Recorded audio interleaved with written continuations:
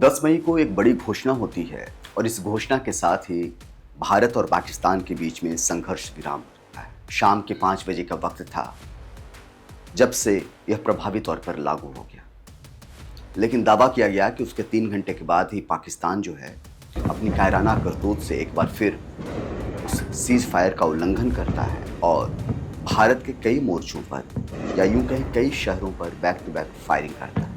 इस फायरिंग में ड्रोन से लेकर के मिसाइल अटैक तक की बातें कही जा रही। तो फिर अचानक ऐसा क्या हुआ कि सीज फायर की ज़रूरत पड़ी, क्योंकि जो कुछ भी हुआ वो अचानक से हुआ। उसके एक दिन पहले तक भारत रिटेलिएट करता है, जवाबी कार्रवाई करता है और पाकिस्तान के कई शहरों में धुआं धुआं कर देता है। कई शहरों पे जो एयरबेस बने थे उसको तक तबाह कर देता है।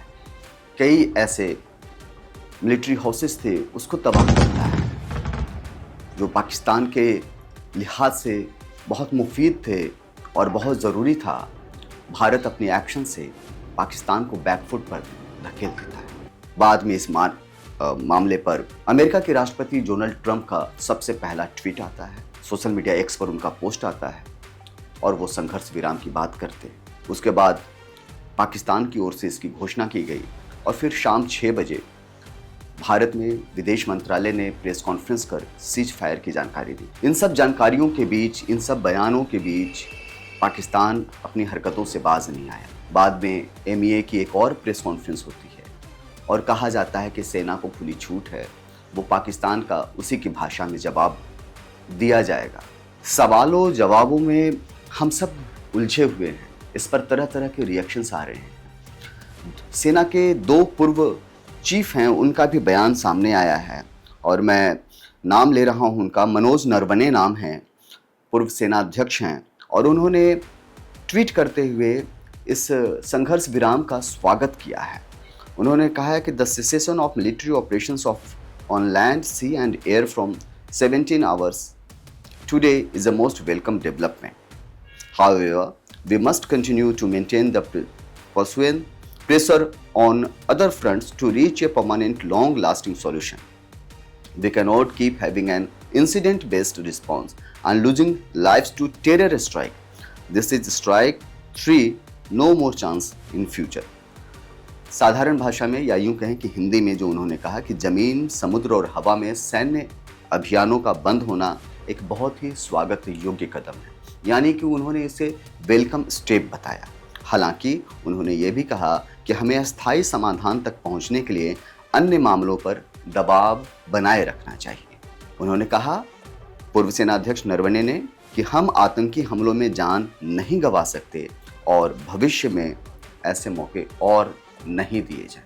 मेजर जनरल नरवणे का यह बयान सोशल मीडिया पर जो उन्होंने पोस्ट किया, यह बताता है कि वो भी यह चाहते हैं कि आतंक का समाधान निकल सके।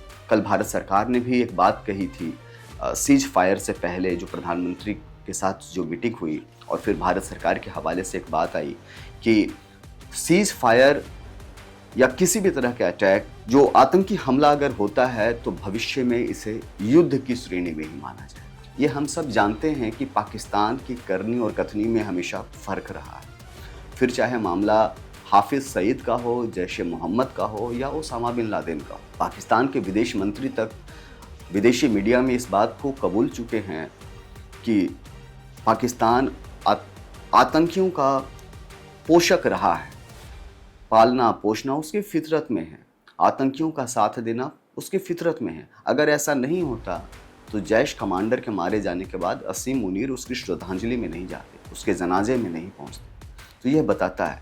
और इसी तरह का एक रिएक्शन जो है भारतीय सेना के पूर्व वो हैं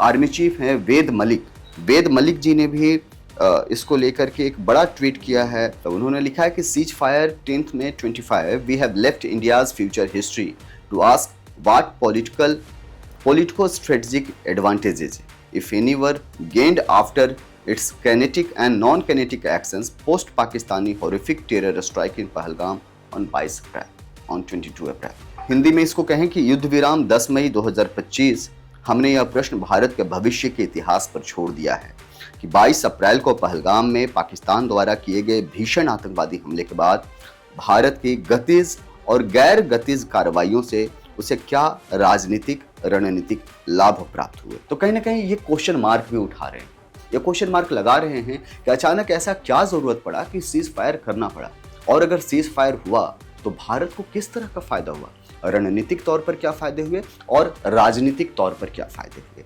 इस बारे में भी वो पूछ रहे हैं, क्योंकि 22 अप्रैल को पहलगाम में जो कुछ भी हुआ उससे देश का गुस्सा उबल पड़ा। 1.5 अरब भारतीयों ने एक स्वर में कहा कि पाकिस्तान पर कार्रवाई होनी चाहिए। तो अभी फिलहाल इस बात की पूरी जानकारी नहीं मिल पाई है कि पाकिस्तान पर हमें क्या फायदा हुआ, कितना नुकसान पाकिस्तान को पहुंचा इन हमलों के बीच में, और क्या कुछ हमने गंवाया, इस बात की पूरी जानकारी नहीं हुई है। लिहाजा इसकी चर्चा बहुत तेजी से है कि संघर्ष विराम क्या तीसरे देश की मध्यस्थता से हुआ, क्या थर्ड फोर्स भी इसमें इंटरफेयर कर रहा था, या भारत पाकिस्तान के डीजीएमओ लेवल पर ही चर्चा करके सारी बातों का समाधान निकाला गया।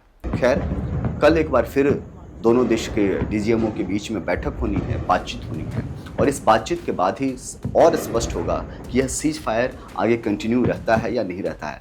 एक बात आपको बता दें कि भारत स्ट्रेटेजिकली बहुत आगे बढ़ चुका है और वॉर फ्रंट पर वो खड़ा हुआ है, और उसने कहीं भी जो सेना का या बीएसएफ का जो डिप्लॉयमेंट है उसको बैक नहीं किया है। जो जिस पोजीशन पर है उस पोजीशन पर अभी भी चीज़ें बनी हुई हैं, और इंतज़ार कल का है कि कल क्या होता है, और कल के बाद ही यह साफ होगा कि भविष्य भारत और पाकिस्तान का कैसा होने वाला है।